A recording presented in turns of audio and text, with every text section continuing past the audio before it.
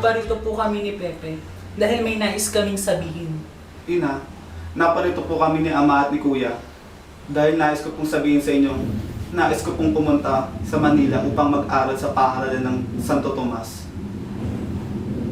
Binigyan ko na ng basbas Teodora ang pag-aaral ni Pepe sa Maynila. Ikaw na lang ang iniintay namin. Ngunit hindi ako makapapayag sa desisyong iyan. Ayoko pa mawalay sa akin ng aking anak na si Pepe.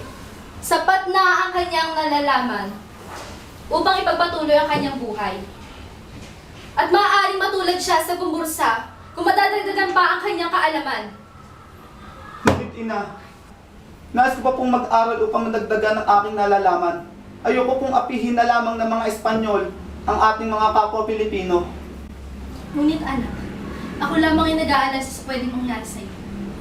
Ngunit ina, Ama, Kuya, kausapin niyo po si ina. Hindi ako makapapayag sa desisyon.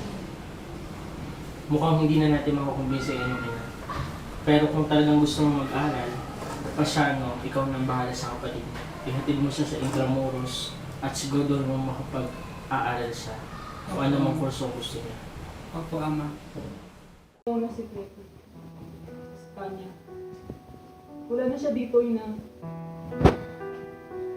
Hindi ba't sinabi ko ako'y tumututol doon?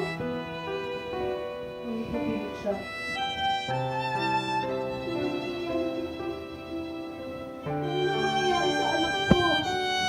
Ano na mangyayari?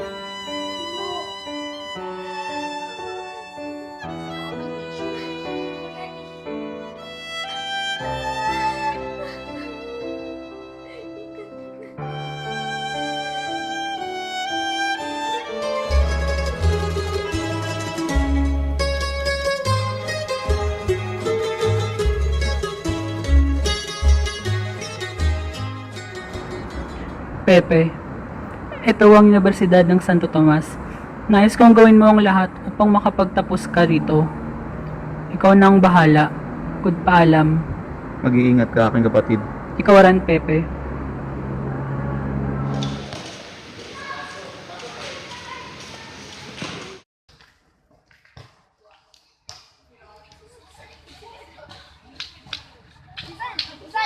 Uy!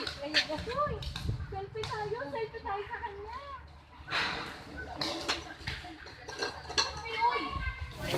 Ako po si Jose Rizal at anak ni Teodora Alonso at Francisco Mercado. Nais ko po sana mag-aral sa inyong universidad. Francisco Mercado, anong kurso ang gusto mo kunin? Nais ko po sanang kumuha ng filosofiya at mga letra. Sa kadahilan ng una, ito po ay gusto ng aking ama at ikalawa, dahil mula pa po ang payo ng aking mahal na guro sa Ateneo na si Pablo Ramon. Okay. Ika, samahan kita sa loob ng opisina. Maraming salamat po.